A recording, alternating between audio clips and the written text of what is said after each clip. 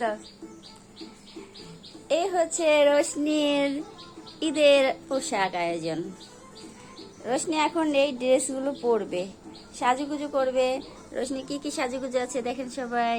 এই হচ্ছে রোশনি ঈদের জুতো, এই হচ্ছে রোশনির মেকআপ, লিপস্টিক, তারপরে হচ্ছে ক্লিপ, মালা, চশমা, ফতোয়া, প্যান্ট, তারপর হচ্ছে একটা ফ্রক, একটা স্কার্ট, সব রোশনি। হ্যাঁ, নেল পালিশ, আবার নেল পালিশ ভুলে গেছি, রোশনি সেটাও মনে করে দিল। এই যেগুলো আমার সোনামা এখন এগুলো পরবে। হ্যাঁ।